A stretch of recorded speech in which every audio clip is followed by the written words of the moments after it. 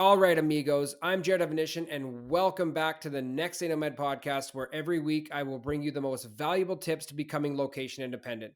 Whether it's talking to other digital entrepreneurs, industry leaders in remote work, or my expert advice on how you can achieve freedom. So grab that boarding pass and buckle up, baby, because it's time to create your life full of freedom and adventure. Let's go.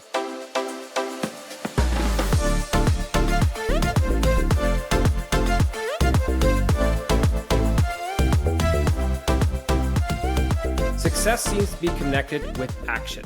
Successful people keep moving, they make mistakes, but they don't quit.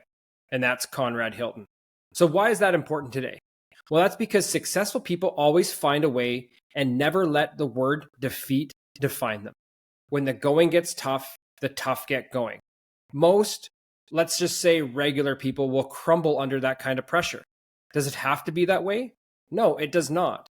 You can train your mind to think otherwise.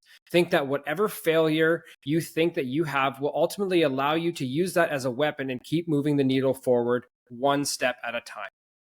Welcome back to the NextDay Nomad Podcast. I'm your host, Jared Evanishin, and today I'm joined by Olya Grovel. And Olya is currently in Cannes, France, and has been there for about 7 years now. She was a director of a Fortune 500 company 7 years ago, and now she's a consultant who chose the flexibility and freedom lifestyle. So welcome to the show, Olya. I'm so happy that you're here. I know that I've actually come on your podcast, which is still yet to be out, and I can't wait to show my audience that conversation that we had. But welcome to the NextDay Nomad Podcast. Thanks, Jared. No. The quote that you just gave very much resonated because it's my birthday, and yesterday or last night I went through the whole cycle of like self-bashing and thinking, what the hell, Olya, you're still like not, up to your goals. Like, what is wrong with you? Blah, blah, blah. So like 30 minutes later, I was like, you know what? It's totally fine. And you know why? Because I keep going. So there is, I think, another very short quote about the definition of failure. Like, you only fail if you quit. Yes. Yeah, 100%. And this is the quote that has kept me going, because I'm like, it will only be the end if I just stop doing everything, whatever I'm doing. And it's never the end if I just keep going and I treat everything as just a learning experience. I know it's a cliche. I know a lot of people are probably like, rolling their eyes, but it's true. Like, the more we keep going, the more we keep pushing forward, and the more we learn from the mistakes that we made along the way, the stronger we are. I guess cliche as it sounds.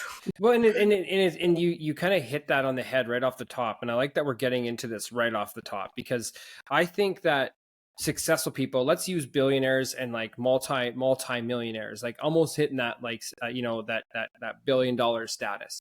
Those type of people, even if they're not close to their goals and they're still moving the needle forward, they're stretching their goals as they get closer to those goals. So they're never hitting those goals. They're always stretching that to be larger and greater.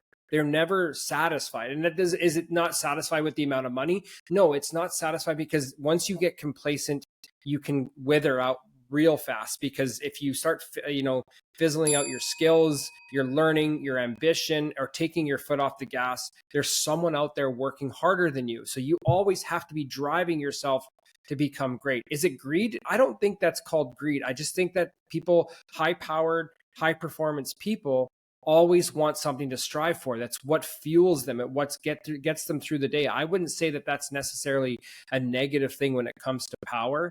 And you're so right that you can't quit unless you fail. And I tell myself all that all the time, even when I was in the acting industry, that as soon as you use the word I quit, you have failed. But successful people don't say I quit. They just say I made a mistake and I learned from it. That's not failing. What it does is it actually triggers that arsenal of like weaponry of education. It's like, okay, now when I'm in this situation again, what can I do different? And I can guarantee you they get a different outcome. And they create willpower. So I absolutely love that. But before we get deeper into that conversation, I do want you to kind of give us and the audience a little bit of like a shameless plug of like, who you are, your backstory, how you got to where you are now, and just kind of fill us in. I think I'm like the slumdog, not millionaire. I don't make millions, just for everybody's information. so not from India, but from Russia. So I was born in Russia, and I've gone to school there. And then almost right after school, I moved to the US because I won a green card. Again, another, one of those stories Amazing. that don't happen anymore. And I've come from like very limited means. So when people meet me today, they would like never imagine that I barely, like my family barely had any money for books or clothes and stuff like that. So I always remind myself that, hey, you've done an amazing job so far. Even though maybe you don't have, I don't know, unicorn startup that you're running, you've still come a long way. And I think it's a very important thing that everybody should keep in mind. Sure, it's good to criticize yourself because this is what pushes you forward, but you should also give yourself some grace every single day to say, hey, thank you for what you've done so far. Just let's keep going. Because if we just stuck in a constant cycle of self-bashing, it's not going to help anybody. So I moved to the US, and before I knew it, I mean, honestly, my whole path has been paved with a little bit of luck, as I put it today. But then I'm like, did I attract it? I don't want to get in this whole, manifestation conversation, blah, blah. But I now looking back in the retrospective, I do believe that I've literally manifested a lot of those things because I've been just so determined. I think determination is what really helps us because it creates opportunities. It creates the right environment. It attracts the right people. And next thing you know, it's like, boom, you got this job, and this interview, and that interview. I mean, literally, like, my whole life is a definition of that, because what were the chances of me working for Fortune 500 companies out of well, it's not a small city, still multi-million city in Russia, but a city in Russia that nobody knows, and like nobody wanted to even look at my resume because there was nothing from the US on it. Sure, I had big brands in Russia like Mercedes-Benz and Philip Morris, great brands, right? But nobody cared because that experience was not in the US. So I had to start from the ground up. And it was honestly networking. I've networked my whole way around the jobs that I had. And 6 years later, I got the highest corporate job I've had in my career, which was a senior director of a whole digital marketing division. It was in a company, in a management consulting company that was also managing trade associations. So again, it was somebody who took a chance on me because I've convinced them to. And this was the most interesting corporate experience in my life because I was the youngest manager, one of the very few female managers. And of course, being Russian, I don't know, with blonde hair or whatever, and the age that I had at the time, it was like, yeah, well, she didn't get that job for nothing. So just fighting through that was quite hard. And but my boss at the time, Greg, bless his heart, he was almost like a father to me. He totally treated me like his daughter, and he's helped me grow personally as well. He was the one who used this, I guess, the quote from the book, The Girl with the Dragon Tattoo. He said, and I'm like a feisty person. I would like fight my way through things. And he was the one who taught me you cannot fight all the battles. You have to pick your battles. Otherwise, you'll just exhaust yourself, especially in corporate America. You have to be feisty if you want to climb that freaking ladder, right? But you cannot be too feisty. And I couldn't find that balance, and he helped me find it. So the combination of feisty, but also, I guess, kind and cooperative, that really moves the needle if you're still stuck in the corporate America, whatever, any other country, but corporate America is definitely the definition of corporate. And right about when I started there, I also met my now husband, who is French and lives in France, and that's how I ended up in France. And I knew right away that I needed to somehow instill a seed in my boss's head that I need some flexibility. But because I was a director and because I was managing people, I knew that it was never going to be like a full-time deal for indefinite amount of time. So he would allow me to, and fortunately they did have an office in Brussels, so it was like unheard of for people to jump a little bit across the ocean for a short period of time. So he allowed me to work remotely for 3 weeks at a time. So I proved to him that my work ethics were high enough to actually, keep it moving, even though I was a completely different time zone, etc. And eventually, almost 2 years down the road, I was like, hey man, I just really need to give this relationship a chance. So I'm moving to France, and what I'm putting on the table is you either let me work remotely for you while being full-time in France. I'll come back maybe like every once in a while, once a quarter or something like this.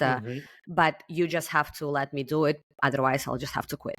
Of course, I was fucking terrified that he would tell me, yeah, just quit. Like, this is not going to work. But because I have already proven myself that I knew what I was doing, that I could manage my time while working outside of the office. Of course, everybody was back in the office. We were talking about 2016, 17. And basically, he let me do it. I knew without him saying it that this was not going to last, because I was managing a team of a dozen people across several offices. And it was just, I knew it was not going to work for a long period of time. I knew I had maybe about 6 months before they would probably tell me that I need to switch to maybe consulting or whatever, or maybe just get off board, because it was just not going to work. And so when I moved here, the time difference created the opportunity for me to have time in the morning to work on something else. So I started working, had the idea of creating this, speaking of recruitment, a marketplace that would employ some of the, I guess, technology from dating apps to match digital marketing people with the companies based on interests, etc. I mean, this is a thing today. It wasn't a thing back then. And I was so convinced. And so I started working on it.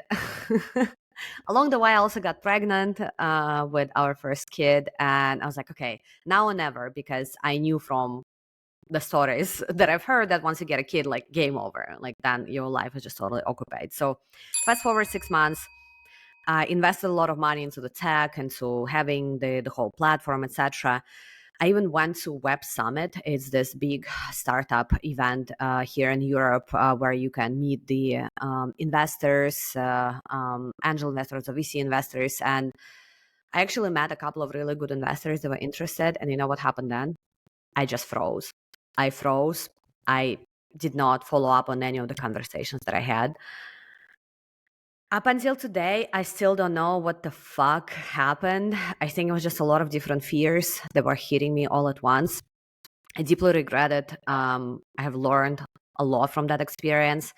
I very often talk about the 3 C's, which you need if you really want to make it happen as an entrepreneur, as somebody who runs a business. And so the 3 C's is consistency, commitment, and community. So I was very high on commitment, as in I was like, whoa, I was obsessed by the idea. I thought I was like, this is it. This is what the market needs. Consistency was a little bit like up and down, and I definitely did not have any community. I was just doing it by myself, like nobody to talk to. And eventually that led me to quitting. So I did fail because I quit. And from there, then I had a pause because I had the kid, or we had the kid. And after that, I had to go back to a regular job because I just burned through a lot of savings. But I knew that I needed the job to just get back onto the consulting gig. So I had the job for about 6 months, and I was like, okay, screw it, I'm going back to consulting because now the kid is bigger. So it's a little bit less stressful. So I've been consulting since 2021, so about 4 years by now. Nice. Along the way, I also had the second kid. And as of about 2 years by now, I've been exclusively consulting only one startup. Because why I made that decision is because I've basically calculated I call it my personal runway, as in how much money I need on a consistent basis. Can I get it from one single startup? If yes, that's amazing. And that's what I've been doing up until today. I work fully remotely with them. There is no office or anything. Why I made that decision is because what I needed was a certain amount of money. And this is something that I truly recommend everybody calculates, not some physical number, but like the real number that makes you comfortable. Like, what's your comfort zone in terms of money? What type of flexibility do you need? My type of flexibility is that I manage my own time. I can start and finish whenever I want within obviously reasonable. Yeah, and you might have meetings that cross over that you have to be at. Exactly, exactly, Exactly. exactly. Yeah, So it's yeah, not like I just run my own show and yeah, report to nobody. Of course, no. I'm the right hand of the CEO, and I manage a team.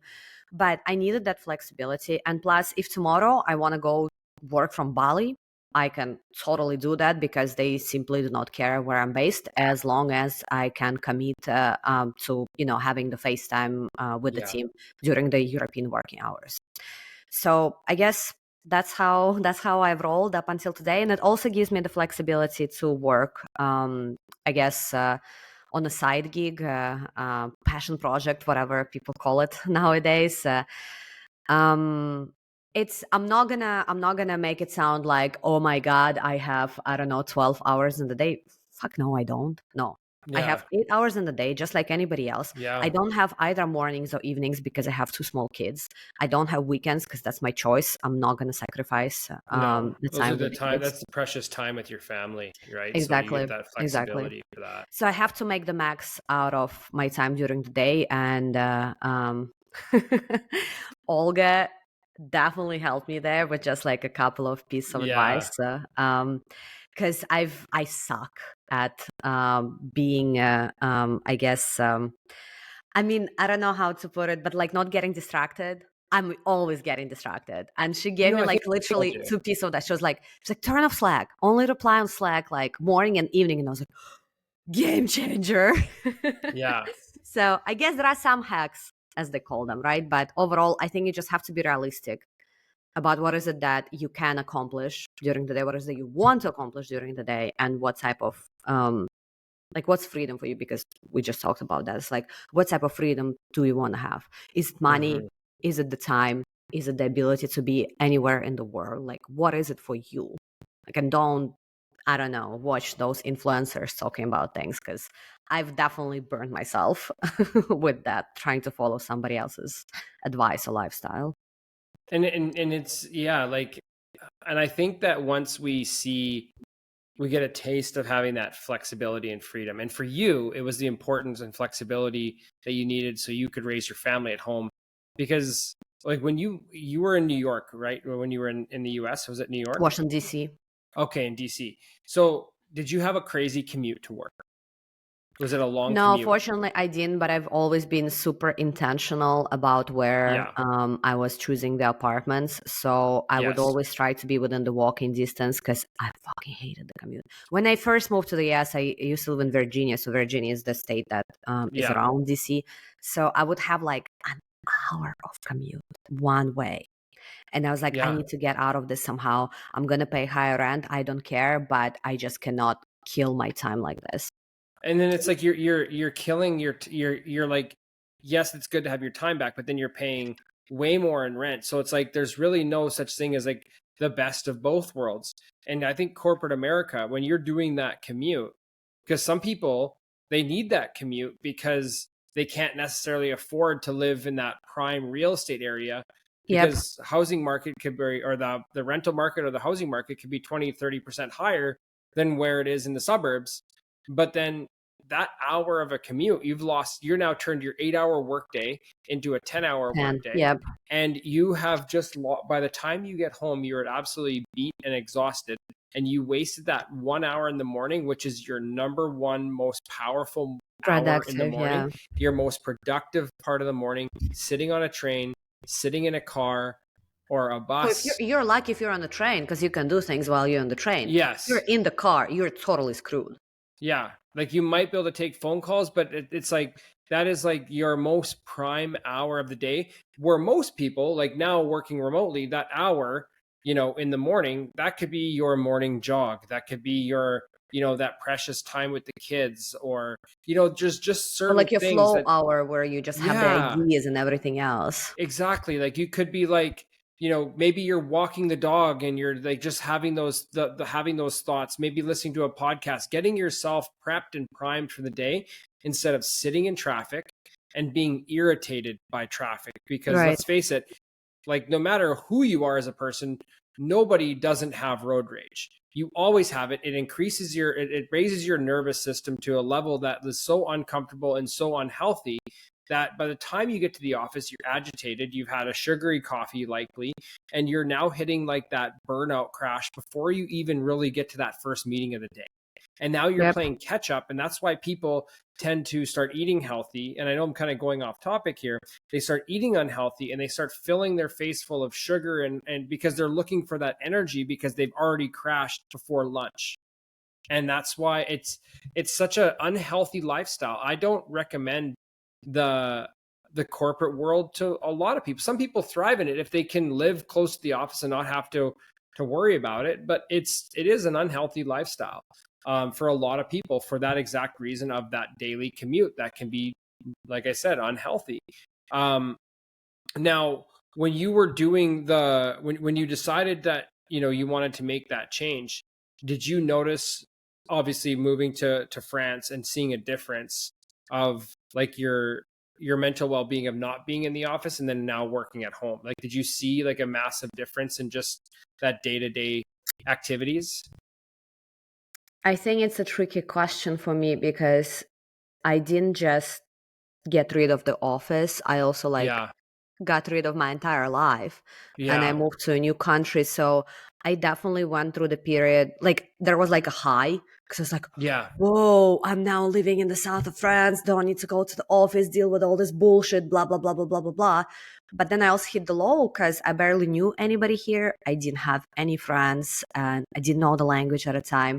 And it was definitely, it hit me hard because I did enjoy, there were parts of going to the office that I enjoyed because I was, talking to people and we were just, most of my team was there and we were just, brainstorming and having this like community around me. This is the one of the C's that I Yeah. eventually killed me.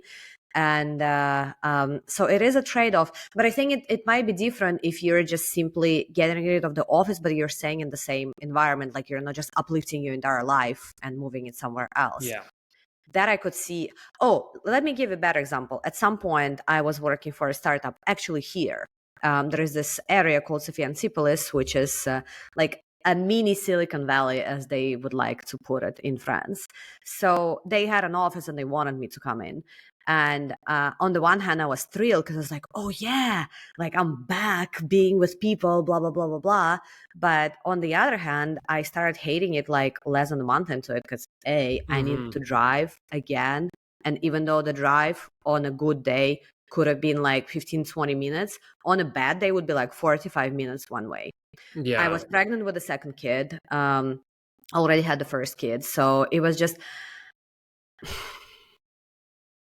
definitely do not want to go back to the office. That's for sure. Yeah. It's just, it created the bad eating habits straight away. I like fell into it so badly.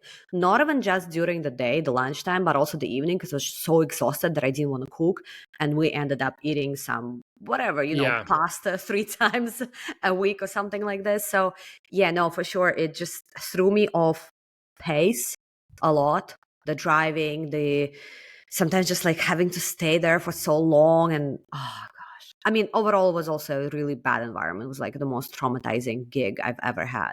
It's not, those people should not be running business, and I've shared it in various instances, but it's like, if you advise for anybody who may be switching from like a bigger company to a startup, research the founders.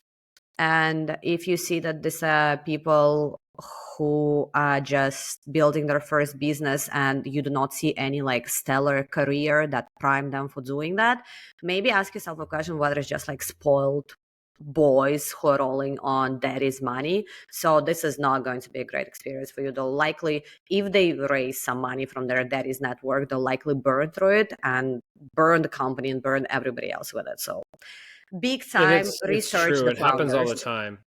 Yeah, it happens all the time. And you see that too. Like you see companies and you look at their profiles and you look at the people running the companies and then you look at who they've hired and they've got people in positions that have no business being in the positions that they're in. And you're just thinking like, is this a rug pull?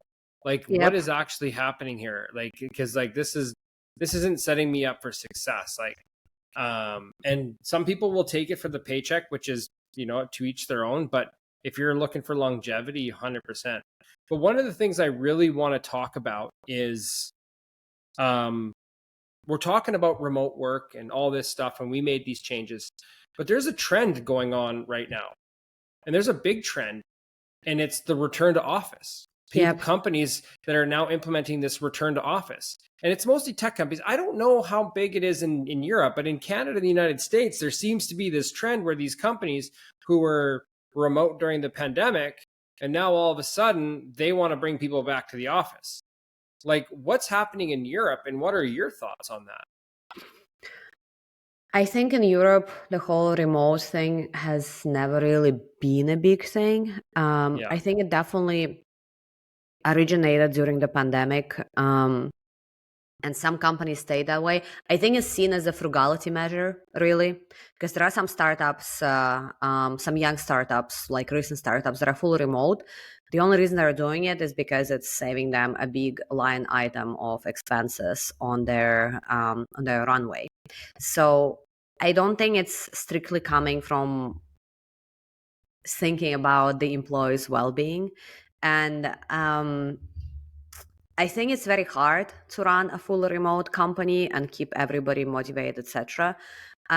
So the company that I work for, they're based in Poland, and the majority of the development and product team are also in there. So Eastern European people are hard workers. So whether they're remote or not, they're still gonna, put in the work, etc. So there are no questions there. But once you hit the multinational scale, even within Europe, this is where things get complicated. So, sorry, ask me. The original question was about the remote work. It's not a very frequent occurrence here. Even, for example, I mean, from time to time, I check what's out there jobs wise, because I'm like, I don't know, maybe want to change or whatever. Because actually, how I got the gig is because they were trying to hire full time, and I was like, hi. Yeah. And most of the really nice, attractive startups, so say Revolut or anybody else in the fintech industry, or the startups that are based in Paris that are in ad tech or food tech, none of them have a full remote structure. They're hybrid, so they would still ask you to come in from time to time. I think it's gonna take something else for the European culture to shift fully into that. I think there is a lot of camaraderie that goes into the work culture here in a good way.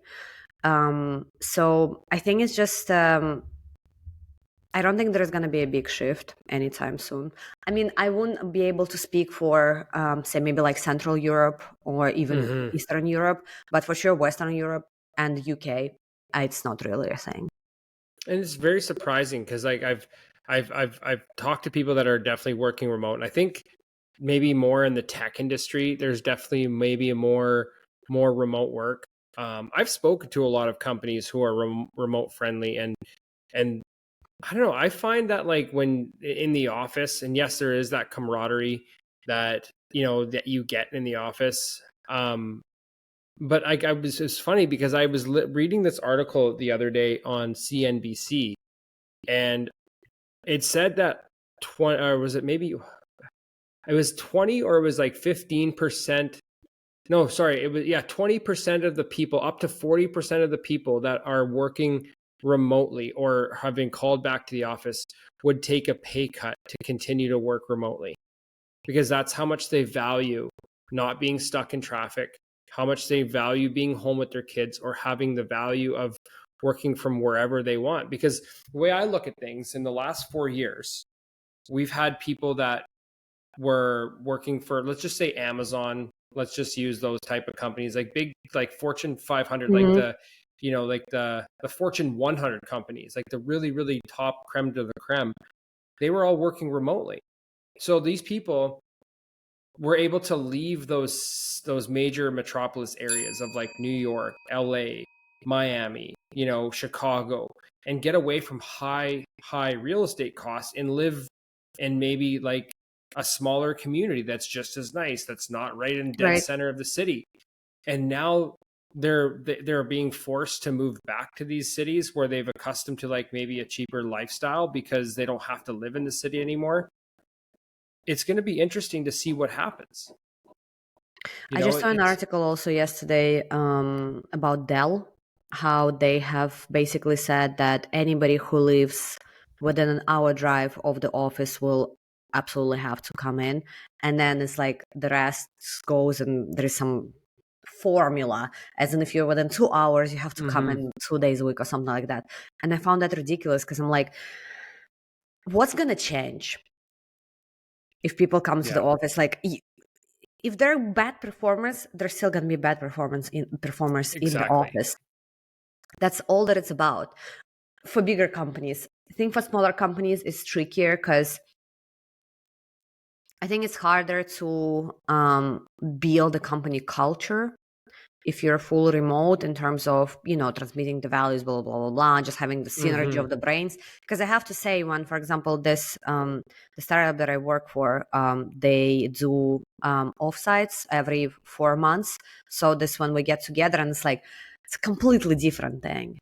It's like people just come out in a totally different way and you just really get to know somebody through being with them face to face versus over the screen. So, but I think this could be a solution for companies that want to try being full remote, not just remote friendly, but full remote, as in don't ask anybody to come in, just like hire anywhere you want, because you also get a crazy upside with that. I have to say, for example, with this, again, another example with this current startup, we won't be able to hire half of the people that we have today if we were not full remote. If we were only stuck with hiring, say, people in Poland or in some other geography, we have people literally all over the place. UK, multiple countries in Europe, and that's how we got the best talent. The best talent was also fitting our budget. There would be no way for us to do it otherwise. And also too is like, and I was talking to there's one of my other podcast guests. He's from the UK. He's currently living in Portugal, and one of the things he made a really good point that these companies, these tech companies are coming in and they're acquiring all the top best real estate in like the city centers of areas, and it's forcing people to move out to leave that area, which is then increasing the cost as things kind of like, it's almost like a virus. It's like you put like, it's like if Amazon came and opened up their headquarters in downtown or like right in like Trafalgar Square in London. They're going to take up so much office space. It's going to force so many people out. But then what it's going to do is it's going to increase the rent revenue, the rent prices like outwards, and it's just going to skyrocket. But it's like, what remote work does, you get a smaller office. Maybe you see more co-working spaces, like a WeWork, where people can, do boardroom meetings in there. You're going to see more spaces like that. But there's no need to be in the office if you don't need to. If you go to the office and you're mostly sitting in a cubicle and you're not really talking to anybody, you're just working in the office, what's the point of being there? You can do that from home. So then, and it just helps people because then it's like they get that tax benefit off their rent. I don't know how it works in other countries, but in US and Canada, for sure, you get a tax benefit if you're working from home because it's considered an office space. So then it's like, then you can afford maybe a bit of a nicer home, bigger home, so you can then expand your family and all these different things. But it's just like these companies just come in and they just take up all this space. And then it's just like people are just forced to move and congest this one area, and it just increases the level of traffic and increases the commutes, the trains, everything is just an absolute nightmare. So the solution, in my opinion, is have people work remote work. The jobs that can be done remote, make them remote. And if you're going to do anything, at least give people the hybrid option where they maybe only have to come in Mondays or like, Tuesdays and Thursdays, and give people that flexibility. Because what it's going to do is it's going to be better for culture, because some people just thrive better when they don't need to be traveling, 2 hours in a day to the office. But, where do we see this kind of trend going? Because like now, there's and I don't know if you saw this as well, but like I've talked about this with multiple people on my podcast, and I talk about it quite frequently on my social media, is the gig economy, the consultancy, Mm-hmm. like you're in the gig economy, you do coaching, you do consulting services. I work online. I work in recruitment. I have a coaching business. I do podcasting just like you do. There's a revolution of the gig economy where things are now kind of trending in that space of, I don't work for an employer. I'm a consultant, or I run my own business, and my business does partnerships with other companies. Like, do you think that this is going to be a trend that's going to continue to grow because people are just, they don't want to work for a 9 to 5 company anymore and they can do project-based work? Or like, what do you think is going to kind of happen in the next few years regarding that? Ooh, good hard question. I think I definitely, from where I stand, I think there is a bit of a bubble at this point, Mm-hmm. as in there is like too much happening in that area, and the market is saturated with coaches, consultants, blah blah Mm-hmm. blah blah blah blah blah blah blah, people preaching certain things. I think a lot of them, either struggle to make sustainable income from their businesses, or they're selling something that's probably not so much benefiting the people that are buying their Yes. services, because there is a Mm-hmm. lot of like cookie cutter stuff out there. So I think it's a bubble that will eventually pop, probably not so far from now, because as much as we're going into this whole decentralization, I guess, as in people can just run their business from an Instagram account, so they no longer need to use some sort of a platform, etc. I think there is going to be a time when some sort of standardization is going to come Yeah. in, as in, okay, this is how much this should cost, or this is exactly how this should work, yada yada yada, because eventually it's a normal cycle. Something that used to be just a gig or a thing is going to convert into an actual, I don't even know what's the right word, but do you see where I'm going with this? Yeah. Yeah. And one of the things I would also even say too is there's a lot of frauds out there. Yes, There's a lot of people. And absolutely. like when you say Mhm. that it's getting saturated, and one of the things, like what actually drove me to start NextDay Nomad, the academy, the podcast, everything, is I've worked in recruitment now for a number of years. And before recruitment, during the height of the pandemic, when I wanted to become location independent, is I was working in restaurants, and I worked as an actor, and I did sales. I came from a sales background, from B2B to retail to management to district management. But when I became an actor and I did 8 years in that industry, when the pandemic hit, I realized I had no freedom. And when I was Right. searching for that person to help me, how do I get this remote job? Like what? Because remote work was just really starting to kind of take off at that point. Mm-hmm. Just before it was like before the pandemic, and then during the pandemic is when it really hyped. How do I get myself a remote position? And every time I'd come across a coach or somebody like, on YouTube, they were always selling the dream, but not selling you the journey and how to get there. And that Right. drove me bananas. Like I went to so many seminars where, like, not so many seminars, I listened to so many master classes where, like, all the person talked about, what they would talk about is like, oh yeah, I'm making like, you know, mid 6 figures a month and blah, blah, blah. And it's like, okay, well, tell me how you're doing it. And it was just like, there was no leaning into it. And so what really like pissed me off is when I got into recruitment, and then I got myself to location independency, and we moved to the Dominican. I said to myself, you know what? I actually want to start a platform where I can give information and get people off the ground and get people started, and find a way that they can, discover their hidden talents and actually realize that they're closer than you think. It took me a lot longer because I had to do it all on my own. And but now I want to be able to show people, because most people, like I said, they sell that dream, but they have no business teaching people how they got there, because what they've probably done is they've scammed people or they've misled people. Yep. Whereas just because they worked in a job and they do something online and blah blah blah, but like, I don't know, they're not, I don't feel like there's certain people that are qualified. It's like there's some people that are qualified to actually put people through a process. For you, for an example, You're 100% qualified. You worked as a director for a Fortune 500 company in a very specific field. That makes you an expert. But when some 20-year-old kid is like, like, you know what I mean? Do Yeah, you I know see where I'm exactly what you coming mean. from? And Yeah. it's like they're like, and just because they know how to market themselves on social media, it doesn't make them an expert on showing you how they can help you live your dream life. Because all they're doing is getting you into the system, and they're just like pumping you all this information that, because I think that generation is so good at social media. Unless they're Yeah, teaching you social media, they have no business teaching you how to live your dream life, in my opinion, because they haven't lived life. They haven't been there. They haven't had the struggles. And that's my honest opinion. Some people might disagree with me on that, but I'm okay with holding my hand up high and saying, like, I disagree that you have zero credibility to tell me anything about how I'm living my life when you're literally just graduated high school. Like you don't know what it's like. You have zero idea. And I see it all the time.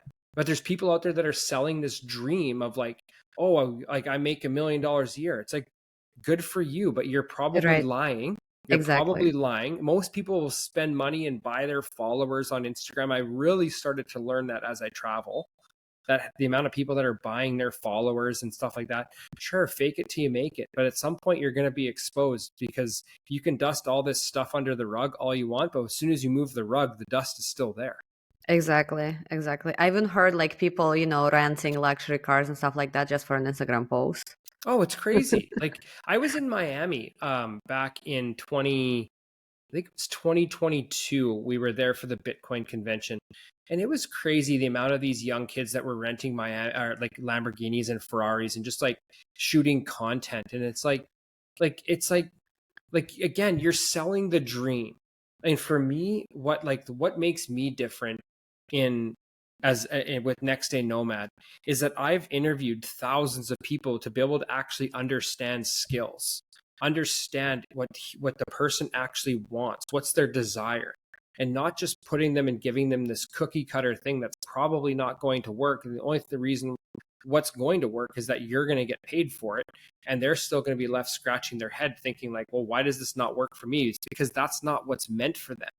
They haven't listened to what their hobbies or their passions are. They're not listening to what they're actually good at, and then cross-referencing it for what's actually out there and what they can do. There's at least 100 different online service-based businesses out there, and people don't have any idea where to start. They don't even know some of these Right. businesses exist, Hmm. right? Coaches are one thing, and I do think coaching industry is still at the very, very bottom of where things are going to be for coaching. I think coaching is going to really expand over the next, 5 to 10 years, because I think people have lost trust in the university education system with the way things have gone over the last few years. And, unless you're becoming a doctor or a lawyer, you really don't need to go to Don't need to go to university. You school. I agree. you don't need to Hmm. you like who would you, if you were going to school for a management degree, who would you rather be taught by? Somebody who's an executive at a company who's selling a course that you can learn from directly, or would you rather learn from a professor? And if, in my opinion, the professor, if he was that good, he'd be in a management position on Wall Street. You Totally know what I agree. mean? It's just, and yes, maybe some people are meant better for teaching than they are in the actual real world. I get that. It's no different than athletes. Some of the best coaches were failed athletes. There's no problem with that. But it's the person who's been in the arena and been involved in the shit, and who has seen, chaos, and be able to actually dictate you through that chaos. So I think coaching is still at a very, very early stage, even though that we feel like it's oversaturated.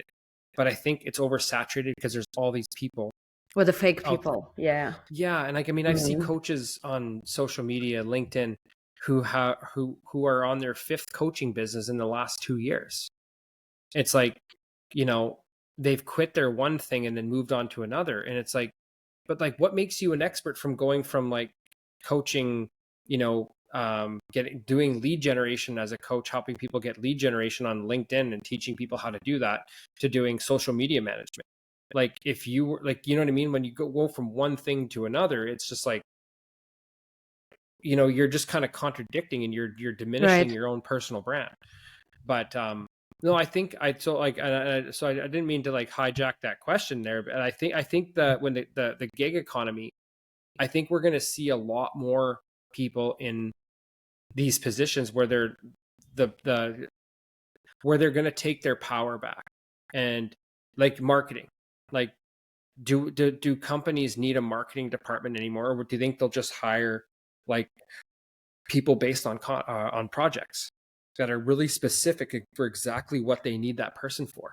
I think it's like a rhetorical question, to be honest, because there is definitely a power. It's like the way I see it is that there absolutely needs to be somebody in house who just gets the For product, sure. etc. Because it obviously takes time to understand all of this. But then some tactical stuff can definitely be done Yeah. by agencies or consultants, etc. It's like as long as you have a solid foundation, one or two people on the team that get the product, get the ideal customer persona, and all that, then the rest can be done by the outsourced people, because I guess the deeper, the more you go into technical stuff like running ads or say, I don't know, running email stuff, like all you need is a technical expertise and somebody who can tell you what the product is about. This Mm-hmm. is it, like easy peasy. It's not 100%. rocket science. No, it's not. And I think people too you're gonna see a lot more individuals. And I don't mean like, they don't need somebody in house, but maybe they're a startup and they don't have the means to pay someone full time. So it's Right. like, let's hire a consultant for 6 months for this project. We don't have to pay them a year. We don't have to give them our salary or severance. We don't have to pay them benefits. They're literally going to get a contract rate. Now, that contract rate, I work in recruitment, contract rates are usually a little bit higher than working on an FTE position because, you know, um, They don't they, have all the they same benefits as employees do. exactly right. So, but because they do that, there's also massive benefits by being incorporated and receiving those funds as a corporation. So there's like, it's the best of both worlds. And that's when you want somebody specific, you have that bargaining power. It's like, okay, well, if I'm going to take this project on, I'm working remotely, I work my hours, I'll make every single meeting, and you give me, and you can kind of set your own boundaries. One of the things that I like about this new gig economy, whatever we want to call it, is that person, and because of how unstable the job market has been, Right. that person can have 3 or 4 clients, but they can also start building their own team. Like let's think like Rich Dad Poor Dad, Robert Kiyosaki, obviously, like learning how to scale, minding your own business. And when you can hire your own team of professionals, you're still the face that you're dealing with the client.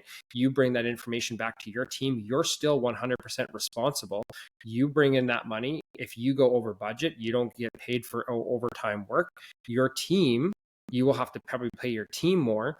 But then as long as the product meets the needs of what the client is looking for, you can scale your team and you can now have 3, 4, 5 projects on the go at a time.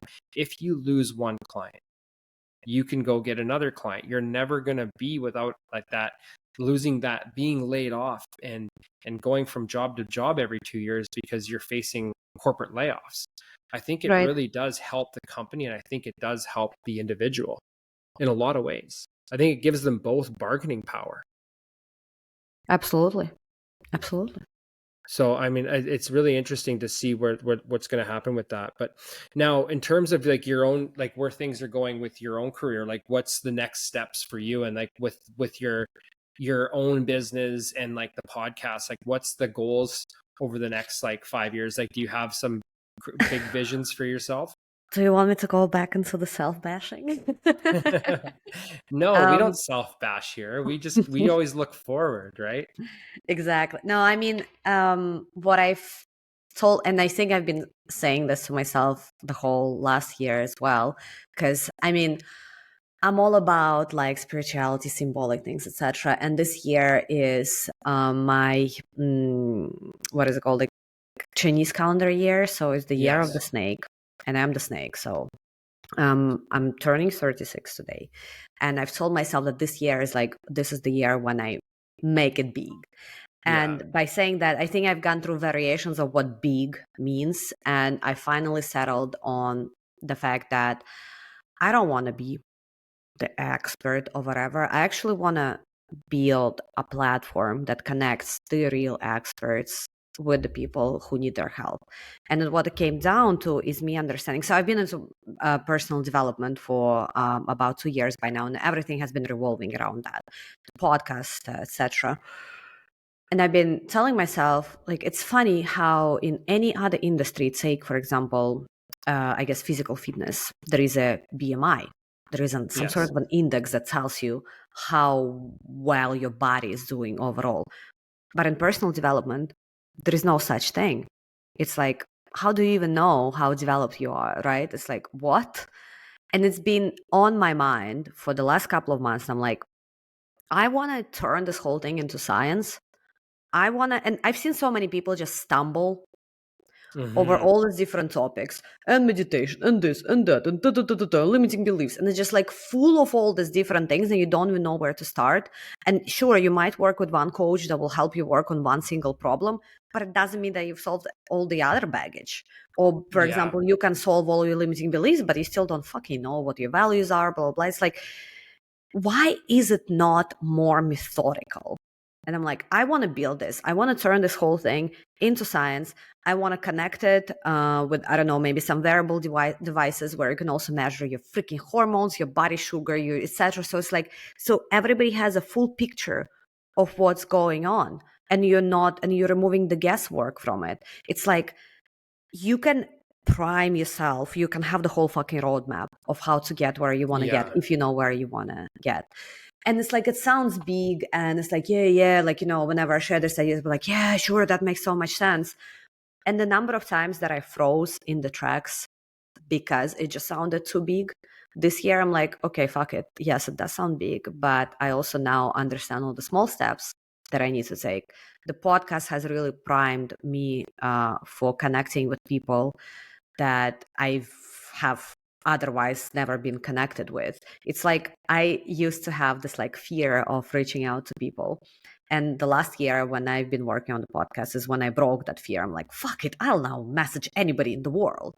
Like, it's just funny how by just Yeah. doing something that you've been scared of doing, it just like makes you, I don't want to say I'm an expert in reaching out to people at this point, but sometimes you just got to do the very hard thing.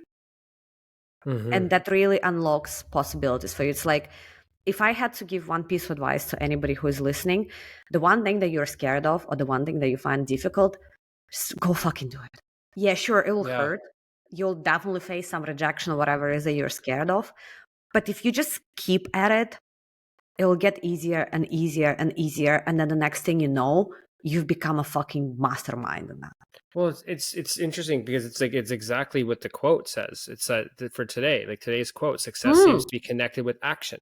As long as you take Exactly. action, because that's what successful people do. They start things. They don't fear. There's never a perfect time. The perfect time was probably a week ago, a month ago, a year ago. Right. You're already past the perfect time. The perfect time is literally the present. And so successful people, they keep moving and they make those mistakes, because when you make mistakes, you learn from them and then you keep going, you keep moving forward, and they don't quit. That's Exactly. they Exactly. shift, but they don't quit. And I love that because, when you don't, when you have that limiting belief, and I think people, they do find a way to have that, like, we are our own worst enemy. We are our own So worst easy to critic. find excuses. And you know what? Like, uh, it's a matter of just like doing it until it's normal. And then eventually, like you just said, it gets easier and it gets easier. And then guess what? You hit another goddamn mountain, and then it's going to get harder and then harder. And then it gets easier and easier. And then it gets harder and harder and then easier and easier.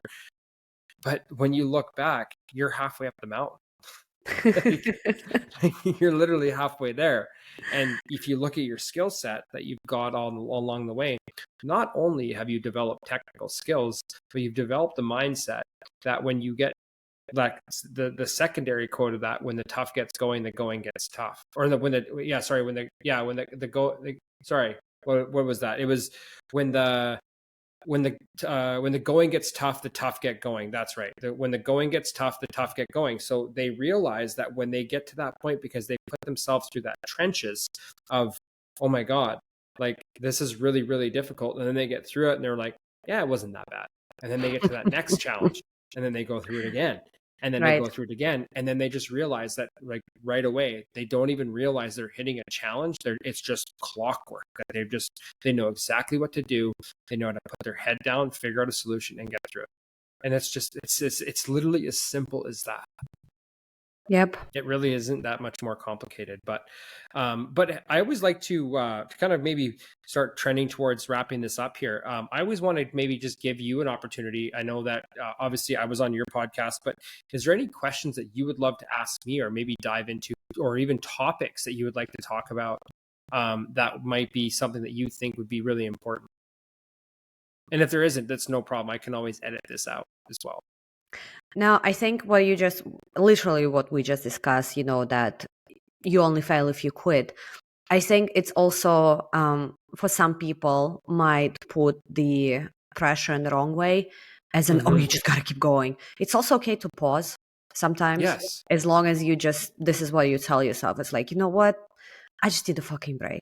It's okay to have a fucking break. Oh, Like, absolutely. that's what I've done at the beginning of this year, because I just felt super burnt out, super pushed into the corner by myself with my own hands. And it felt like quitting. That the fact that I would pause for a few weeks, I was like, no, like, oh, and I was like, you know what? Totally fine. Nobody's going to die. Nothing is going to burn. Yeah, sure, you'll lose some time, quote unquote, but are you actually going to lose the time? And this No. whole age is just a number thing. Yes and no.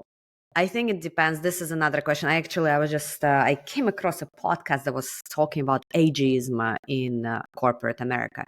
No, sorry, not corporate America, tech startups. This corporate America on my mind from our early conversation.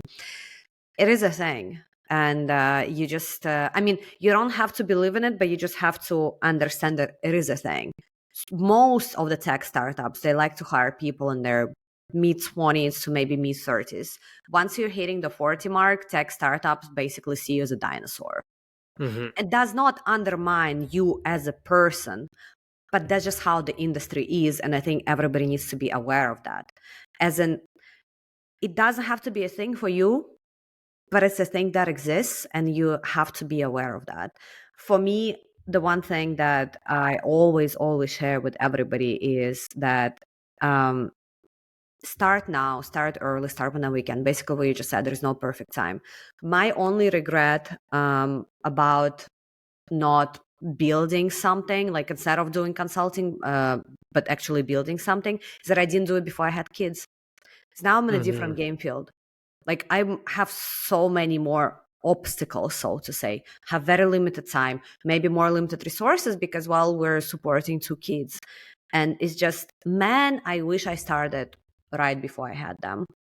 But that's the reality that I have today. But if you that's your don't have, story too. exactly, but it's like, just start whenever it's easy, because then it will get hard for so many different reasons. Start whenever you can. Don't wait until some perfect moment. This is, I think, what I've been preaching a lot lately, but it's a topic that's very close to my heart, because I definitely have this giant conflict of interest that is running through my head every single day, as in, okay, do I don't know, educate myself more on how to raise kids, or do I spend an extra hour researching the topic of personal development, how to turn it into science?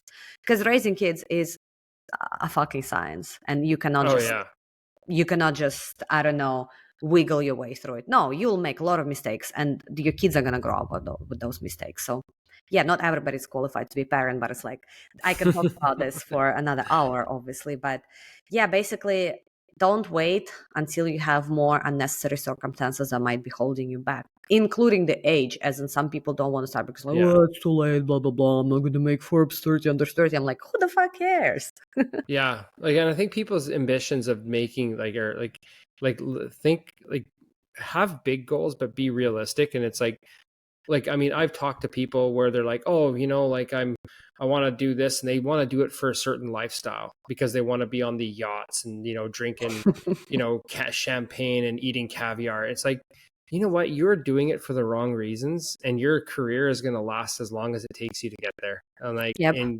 and you know, so it's like really like take that opportunity to really, really think about like what it is. And if your why is materialistic things, you ain't going to get it. If your why is because you want to support your kids or maybe retire your parents, you have a lot more drive to get there. And I think that that's one of the things Absolutely. people need to like go back to, is like think about what it is that's actually making you want to do this. And there are people in their 30s, 40s, 50s that start over and become very successful. Yeah, in the tech space, I would agree with that. That, you know, when you hit a certain age, you are kind of, you know, aging yourself out. Yep. But that doesn't necessarily mean that you have to work in that field. There's so many Mhm. other fields. And if you, yeah, I don't know, I think that there's a lot of interesting, you know, avenues you can go in. So but I definitely agree with what you'd said there. And I think that, you know, there is no such thing as a perfect time. And, you know, when you hit a certain point, you know, you're going to have different obstacles.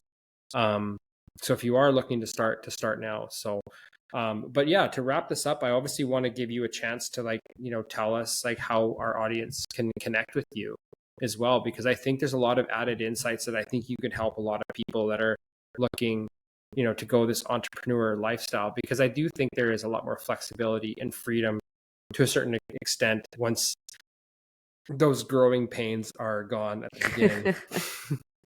For sure. I mean, it's super easy. Instagram or LinkedIn, Olya Grovel. On Instagram, it's Olya Grovel Official. This is where I'm mostly active, those two platforms. Yeah. And then Business Savages, my podcast that Jared was also a Yes. guest on. And your episode, I think, is coming next week, but I have to check the Amazing. schedule. Yeah. Yeah.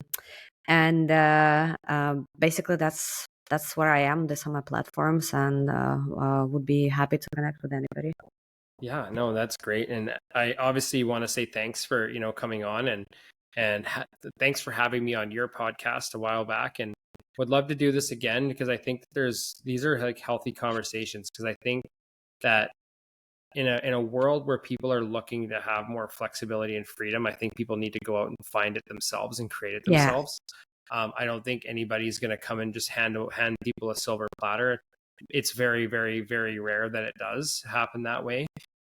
So I think it's good to kind of keep creating that awareness of, you know, what is out there, and that, you know, taking that risk and just kind of going with it. So also want to wish you a happy birthday. Enjoy, you Thank you. know, the day with the family, and you know, hopefully that you get spoiled. And I just want to say, obviously, yeah, thank you for coming on. And I just want to repeat that quote for everybody today. Success seems to be connected with action. So successful people keep moving, they make mistakes, but they don't quit. And the key word there is action. So take that action. Start now, start yesterday, start whenever, but just start. The littlest thing will get you to that next step. I really want to say thanks to everybody for listening. This has been such an amazing journey that I've been on for myself, for personal growth, professional growth, and just learning new things and talking to inspiring people like Olya here on a consistent basis. I've stepped up outside of my comfort zone, and this has probably been one of the most rewarding things that I've done and be able to share with you guys. If this podcast does resonate with you guys, please hit that like, share, and subscribe button. Share it with somebody that you think needs to hear this, somebody that is still trying to find a way out of their 9 to 5 or their rat race, and they're not happy with where they're at in their career. Share that podcast with them. You can also let them know that I have launched my free mini course, which is called Mindset to Momentum, Your Guide to Becoming a Digital Nomad. It is not just a digital nomad course. This course is designed to help you with mindset and help you discover your hidden talents and align your skills and your passions with the top 10 businesses out there that you can start from the comfort of your own home. And you can create that slow exit from your 9 to 5. It's a free course. The link is down below in the show notes. I will have Olya's all of her contact information down there below as well. So just thank you so much, you guys. Thank you, Olya, and be Thank you, Jared. brave, be bold, and we'll see you guys on the road. Cheers. Thanks.